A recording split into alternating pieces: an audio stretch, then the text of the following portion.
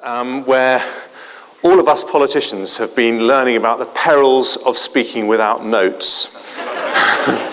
And I'm just thinking, what is the thing I mustn't forget? Just like other politicians forgot one or two rather important things. And I think the things I mustn't forget to talk about are money, and capacity, and GP burnout. So I will talk about all of those. But I really have a very simple message. I fully understand the pressures on general practice. At the moment, I want to talk about those. And I also fully understand that the system has not responded in the way it needs to addressing those pressures. But I believe passionately one very simple thing. The NHS will not be sustainable unless we profoundly improve the support that we give to GPs to give the kind of care to their patients that they want to give and we need them to give. And we need, in the next 5 years,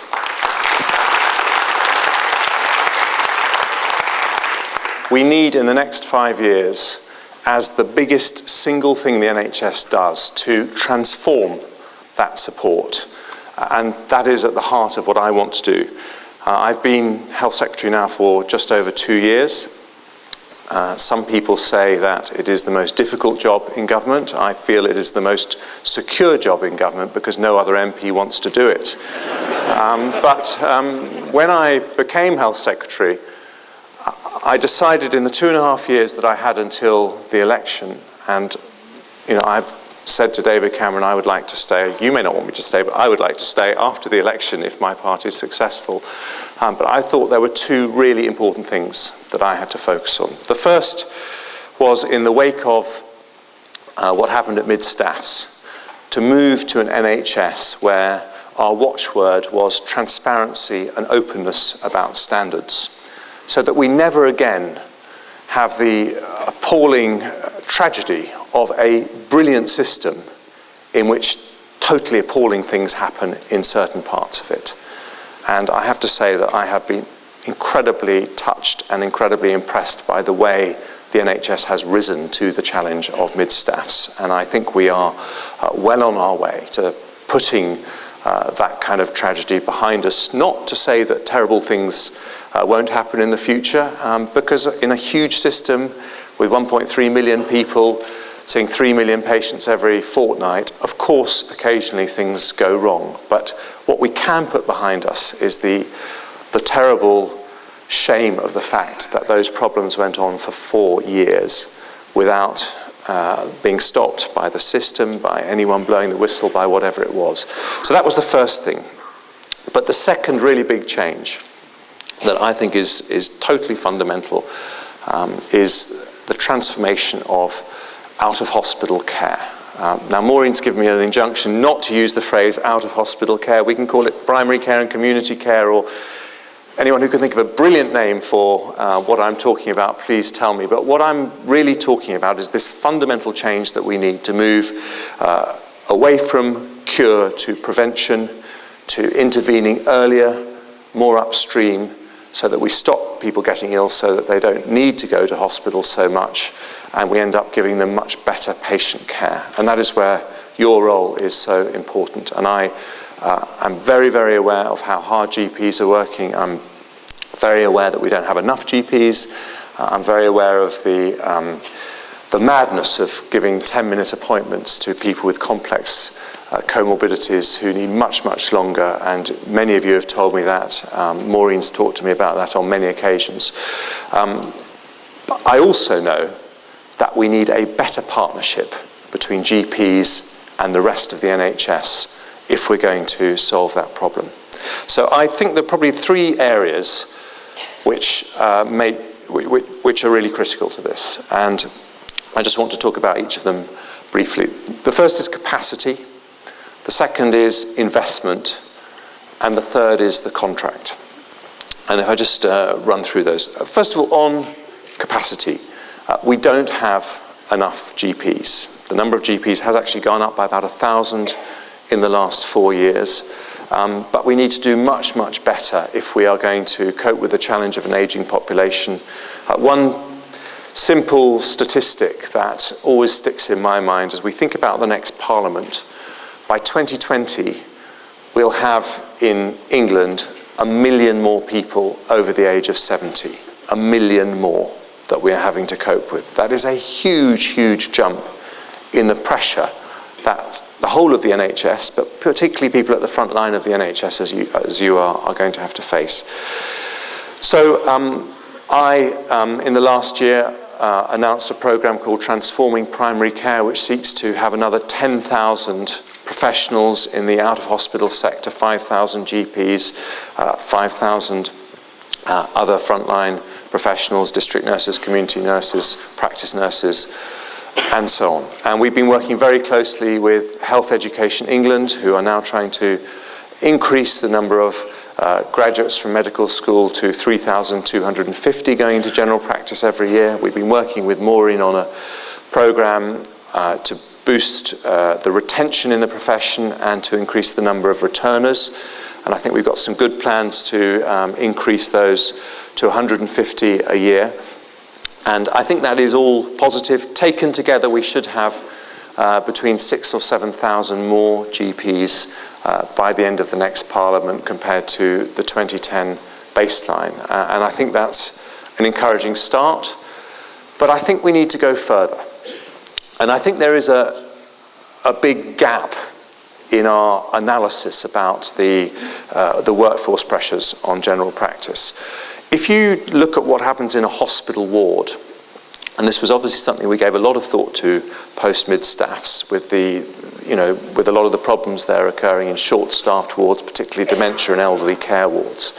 If you look at what happens in hospitals, we do actually have a pretty scientific basis for knowing what the nurse-patient ratios should be in hospital wards. And we have tools that can be used by hospitals and nice guidelines as to what those ratios should be, whether it's 1:8 or 1:1 or 1:4, depending on the acuity of the patients. We don't have the equivalent for general practice. And so when I talk about 10,000 more people in the out-of-hospital care sector, when Labour talked about 8,000 more GPs last week, we all know we need more GPs. But if we're honest, there is an element of guesswork as to precisely how many we need. So today I can announce that I've asked Health Education England to do an independent study of what exactly we do need in terms of GP workforce, not just across the country, but area by area, because I think we need to know exactly where we are under-doctored, exactly where the pressures are, and by how much. I think that study needs to take into account workforce models. So Maureen and I had a very good trip to the United States, and we looked at the role of physician's assistants and medical assistants, and I think they do have a role in reducing pressure, but I think we should be scientific about this and actually understand to what extent they have a role and how they can make a difference. And we need to look at that and understand it and come up with a very detailed picture, which I want to be available next summer after the election, but before the spending round is decided for the rest of the Parliament, so that we can actually understand what the need is in terms of workforce capacity in the primary care sector. And as part of that, and I really do welcome the discussion I had with RCGP leaders last night. As part of that, we do need to change the tone of the discussion about general practice, because we need, if we're going to be recruiting more medical students into general practice, we need them to want to become GPs. We don't want a situation where we're prepared to fund the extra GPs, but they don't want to become GPs, and we end up with things getting worse and worse. And I look forward to engaging with you constructively to make sure that we do make people feel that general practice has a strong, exciting future at the heart of the improvements that we need to make to the NHS. So that's capacity. And now I want to talk about investment. It is wrong that we have invested progressively less as a proportion of total NHS spend in primary care and general practice. And I want to say that up front.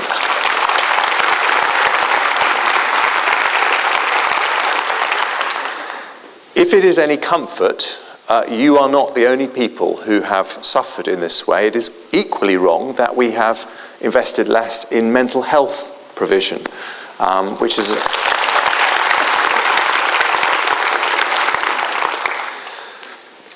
Now, the reason that that has happened, and I stand here as a proud member of the government that took the very difficult decision in 2010 to protect the NHS budget, and in fact NHS spend has gone up in the last 4 years in real terms by about 4%, and I'm proud of that decision, although I was in a department that had much bigger cuts in order to fund that extra spend. But the reason for that is because we have made very important improvements in acute and secondary care over recent decades, but because we've had some very high-profile targets in the secondary care sector, particularly around A&E and waiting times targets, when the pressure has increased in the system as a whole, as it has because of the ageing population and other reasons, that has tended to draw resources to where the big high-profile targets are. And that is something we need to think about very hard going forward, because it is a false economy to take all our resources, or to continually take more of our resources downstream, so that we don't actually head off illnesses before they get worse, we don't prevent illnesses happening in the first place.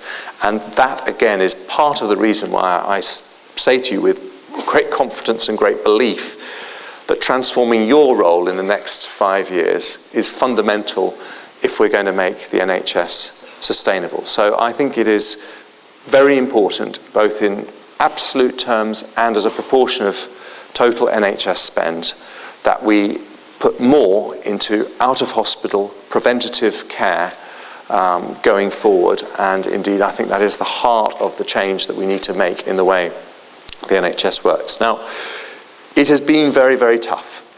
Where you have essentially a flat budget, to increase funding in one sector means you have to take away funding for another.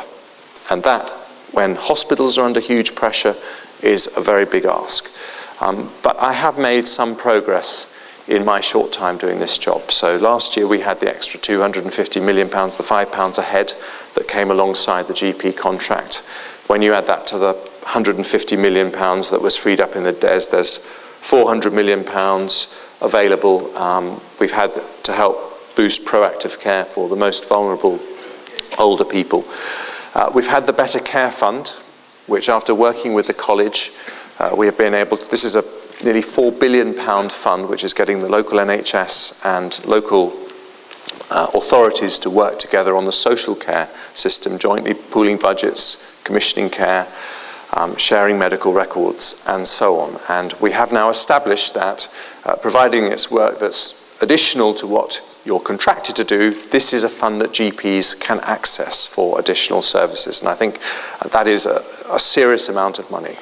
And then we've had the Prime Minister's announcement both last year and this week about a fund to help GPs offer evening and weekend appointments. I want to stress this is not a commitment that you will be able to see your own GP 24/7. GPs, just like politicians, need weekends, need holidays, need a break, and this is not that commitment. We've actually had a fantastically good response to the Prime Minister's challenge, 1,200 surgeries taking part in it.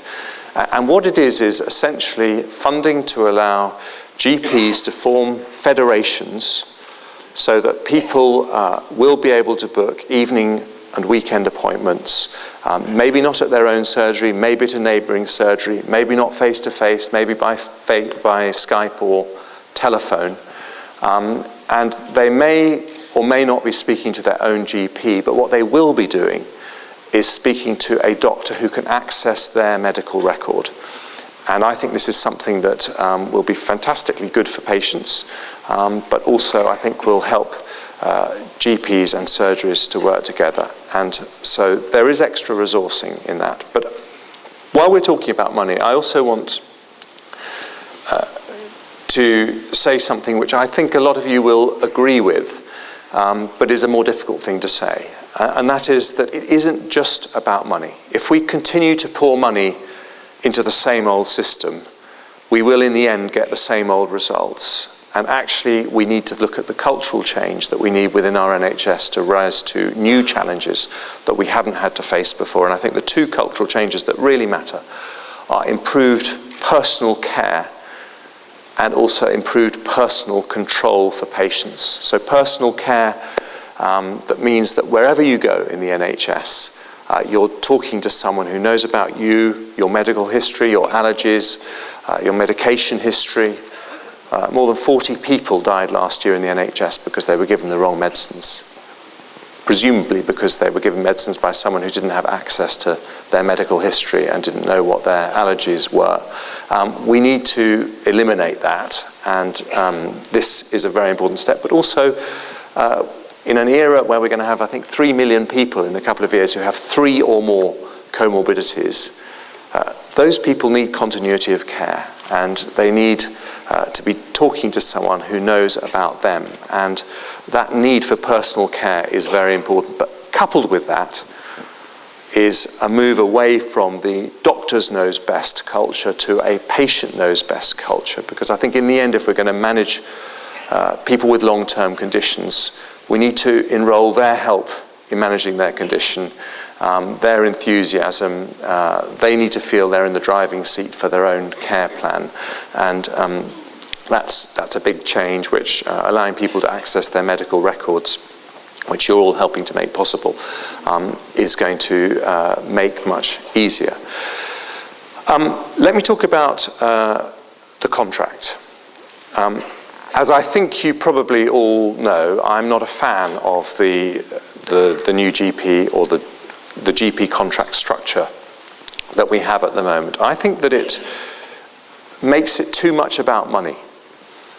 I think we have a contractual structure where too many of the really important things that you need to do for patients and want to do for patients are linked to quite narrow financial targets. And I think that creates sometimes perverse behaviours. And I would like to see a structure, and I'd like to see us move towards a structure where you've got a much larger sum of money in the global sum in return for much greater transparency about patient outcomes. Because I think a much better way to improve results for patients, not just in general practice, but across the NHS, is by collecting and using data in a smart way that allows intelligent peer review.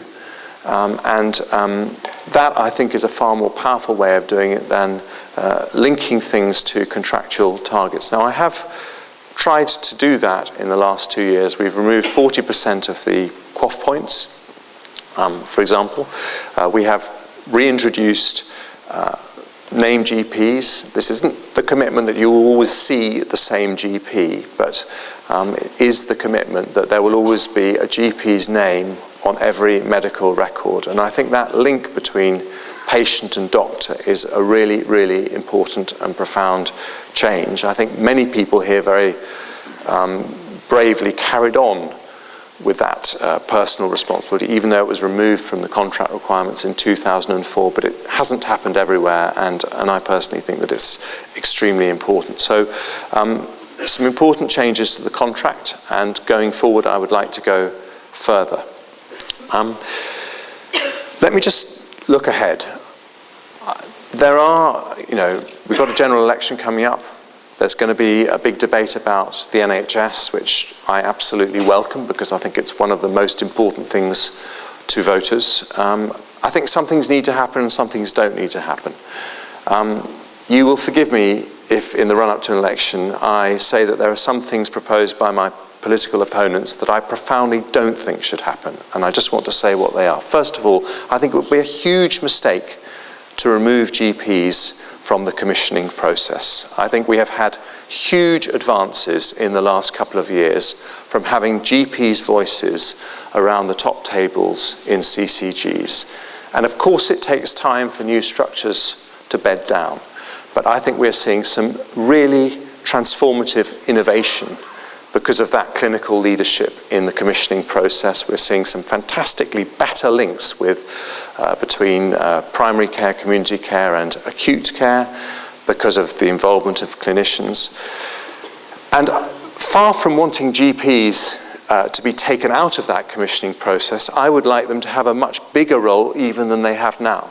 I would like the CCGs to move gradually to becoming accountable care organisations with capitated budgets. I'd like to see them having responsibility not just for commissioning secondary care, but working with NHS England to co-commission primary care, working with local authorities to co-commission social care, so that we have in each part of the country a group of people, clinically led, clinically experienced, people who are themselves talking to patients every day, who are making the decisions about how to deliver the best integrated, joined-up care. And I think it would be a great tragedy to lose that.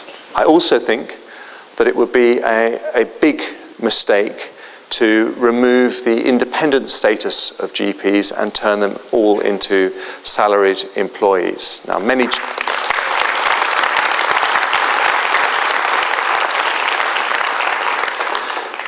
GPs are already salaried employees of their practice, and that is something different. But those practices have independence. And I just want to give you one example as to why that independence has been of huge benefit to the NHS.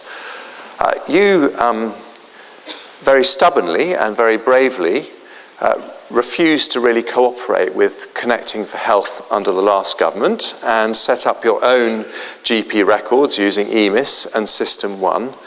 Thank goodness you did. We have fantastic medical records in the NHS, which are going to be the basis of shared records that are used throughout the system in the bottom-up way that we should have done from the start in terms of having electronic health records. But that's because you had that independence and freedom, and you were able to do what turned out to be absolutely the right thing for patients, and I don't think we should lose that. And finally, I think it would be a big mistake to force GPs to become employees of local hospitals as members of integrated care organisations. We all want integrated care, and there may well be some parts of the country where they have a brilliant integrated care model that is led by the local acute trust. But there may be other parts of the country where the integrated care model is led by local GPs. There may be other parts of the country where the integrated care is led by local authorities. And we need to allow those partnerships to develop in different ways, in different parts of the country. Because the truth is, there is no country in the world that has actually cracked integrated care. And it would be a huge mistake to choose one model and force it on everyone. That would feel quite like a reorganisation, which is not a popular thing to do. And I think that we need to have flexibility. But I think the corollary of flexibility is transparency of outcomes. If you have good data and transparency of outcomes, then it's much easier to give local areas the freedom to innovate, because we'll always be tracking what the results of that innovation are, and we're always able to step in if there are any problems. I've just got one final thing to say, which is, despite many challenges, I believe the NHS is actually doing very, very well. And I think it's really important that we remember the context of some fantastic achievements, even as our healthily free media talks about some of the problems. And I give two examples, which I think are really impressive. I think cancer is an area where we had some of the lowest survival rates in Western Europe 4 years ago. Thanks to your efforts, we are now sending for testing 1,000 more people every single day for cancer. And we're seeing the survival rates start to close the gap with some of the other countries in Western Europe, and that is a big step forward. I think dementia is another area where we're really turning the tide in terms of understanding about dementia, and GPs are helping to diagnose many more people with dementia, which means we're able to give better support than we have before. The Independent Commonwealth Fund said this year the NHS has become the top performing healthcare system in the world, better than America, better than France, better than Germany, better than Australia. And I think that's a really important point of context. I just want to make one last point. It is our tradition of general practice, our tradition of giving care to people near their homes, that is why I believe in this big challenge faced by healthcare systems all over the world. The NHS has all the right cards. I think we could do it better than virtually anywhere else. If you're in France or if you're in America and something goes wrong, your first instinct is to go to a specialist hospital. And so they are having to create the structures that will give continuity of care to vulnerable older people, people with complex long-term conditions. We have those structures. We just haven't used them. We just haven't exploited them. We just haven't made the most of what we already have. And that is why I think our tradition of general practice is one of the biggest assets for the NHS going forward. I just want to make sure we use it. Thank you very much.